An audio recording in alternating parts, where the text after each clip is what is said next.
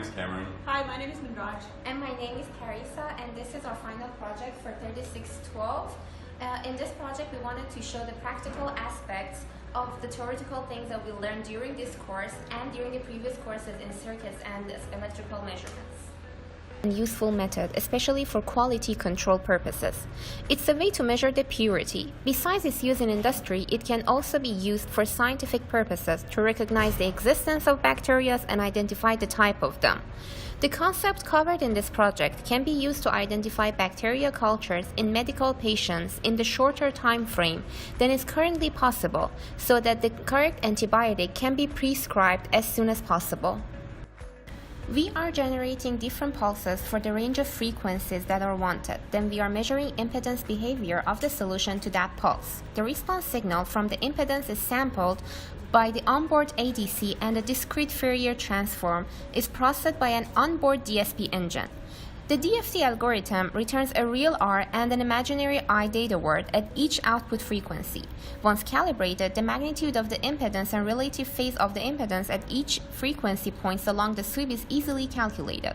This is done off-chip using the real and imaginary register contents, which can be read from the serial interface. The value of the output series resistance seen at the Vout pin of the board must be taken into account when measuring small impedances, specifically when the value of the output series resistance is comparable to the value of the impedance that we're testing in our solution. We see a resistance of about 200 ohms from the board, and since the impedances that we are measuring are typically less than 1 kilo ohm, it can induce upwards of 20% error in our measurement. Therefore, we've used a unity gain op-amp where the resistance seen from the amplifier is less than 1 ohm. So this drastically reduces the errors in our measurement. Here is the flowchart of frequency sweep of 85933. We use these formulas to calculate the frequency range for our circuit. The feedback resistor makes sure the voltage going into ADC is in the range. It's for scaling, and to find the feedback resistor, we choose a maximum and minimum impedance, and we find the frequency for that range in which board should work by substituting values we have in the formula. Alright, this circuit utilizes the 85933 impedance measurement board by Analog Devices. We have 3 separate circuits. The first is our calibration circuit, which has the calibration resistance, and it's selected using this rotary switch. If we turn the switch, we select the second circuit, which is purely capacitive, and third, we'll select a series RC circuit, and then we can, after calibrating, measure the impedance of each of the individual circuits and observe the impedance and phase.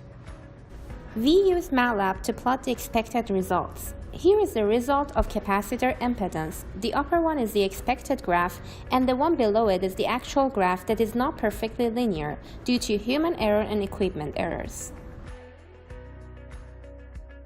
Here is the result for phase of the capacitor-only circuit. As you can see, the top shows the expected result, which is at minus 90 degrees, and bottom shows what we got, and which is as expected. Here is the results for the impedance of a series RC circuit. The top and the bottom shows the expected and an actual value respectively. Here are the results of phase of series RC circuit. The top shows expected result, which is for the frequency range from 0 to 10 megahertz. The bottom shows the actual results, which are only for the frequency range of 5,000 to 40,000. This is the incubator that we're using for our project. It's kept at 37 degrees Celsius so that the cell cultures that are in the electrodes will stay alive during the process. And you can take a look and see inside.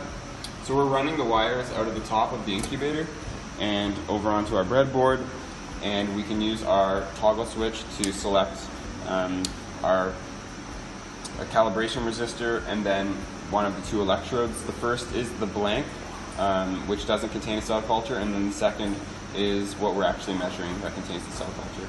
So this is our little setup, and then we're using the laptop to gather the results from the Analog Devices 85933 impedance measurement board. We measured the impedance of cells for 5 different times, with the frequency range of 150 Hz to 1000 Hz, with the interval of 45 minutes.